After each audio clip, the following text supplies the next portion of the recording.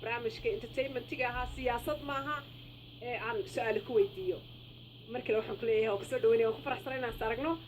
maadaama aad dee fanaankuguma sheegaye bal horta maxaad inoogu furaysaa barnaamijka horta marka hore aad baan ku salaamayaa mar labaad iyo soo dhaweynta England show marka hees baan ku furaynaa waaba waxaan ku yidhi sidii la rabay hay wallow aynu dooqiyo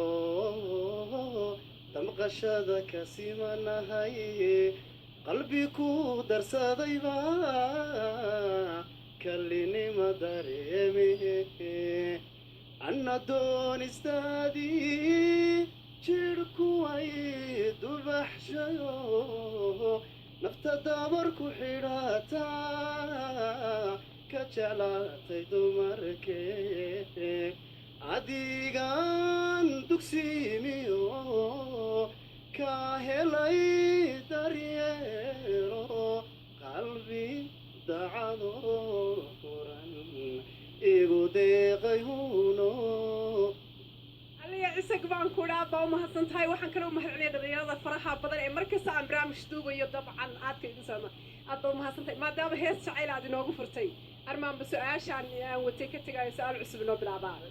waa tay su-aasha maadaamaad hees macaan noogu furtay waxaan rabaa qofkaad adduunyada ugu jeclaan lahayd maxaad hadiyad uga dhigi lahayd horta waxaan hadiyad uga dhigi lahaa dee sugan annagu sugaan baan uga dhigi lahayn ma fahanti waayo hablaha wax kaloo lagu ammaanaa ma jiraan maadaama aad adigu fanaantahay sugaan baad uga dhigi lahayd waa sugaan baan uga dhigi lahaa waayo dee ma jiraan wax hantida ugu qaalisan leena Soomaali waa sugaan markaa sugaan baan uga dhigi lahay ayaana kulle anigu uga dhigi lahaa way lacagtu iska dhamaatay waa tahay haddii aad sugaan maadaama adigu fanaantahay oo gabadh kalis kugu soo baxdo oo ku tirado waan ku jecelahay heestee baad ula gaari lahayd wallahi kalisay kugu qabato maaha wax laga fikirayaa wallahi horta dee waxaan u qaadi lahaa heesii hore qaraamiga ah waxaan lahaa nolosha qurbuhu quruxba malahe adbaan qalanjooy dalkii qabana nolosha qurbuhu quruxba malahe adbaan qalanjooy qurco qabana helelo heleloy helela heloy uriyaaye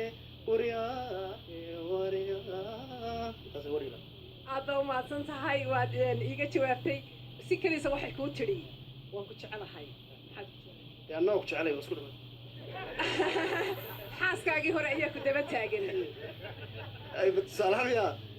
ahaan gabadh baa kalis kugu waxay ku tiri waa ku jecelahay waa ku jecelaad ku timan tahay gabadhaadii hore xaaskan way ku daba taagan tahay iyana dabadaadii dee iyada haddaan kala dhammaanay maxay rabtaa way iska tigsa ta cusub waa wixii cusub caalamkaa jecel waa xabadda cusub xaaskaagii baa ku gabadhaad jeclaatay ayaadoo xaas leh iyadoo kula socoto bay si kalis waxay ku tiri waa ku jecelahay adoo xagga dambe eegiya iyadoo aanan qabin laakiin maya adoo qabo xaaskaagii baan ku uri dee maya hadday ila socoto maxaa rag afar baa loo baneeyey mogti waxa weeye hadalkayga si fiican u fahmi gabadh baad qabtaa baan ku uri oo xaas baad leedahay suuqa isku soo raacdeen gabadha kalaad jacayl iyo meelaha la soo istaagtay kadibna gabadhan ma ku garanayso gabadhan ma garanayso xaaskan inay xaaskaagii tahay si ka su'aal Salmaan waan ku jecelahay iyana way ku daba taagan ay daba taagantay Soomaa way waxaan oran lahaa waa iska jacaylka magaalada wallahi dee anu kulle ma heeso laakiin dee qalbigayga waa naf baan naga dhigi lahaa nafteeda qalbigan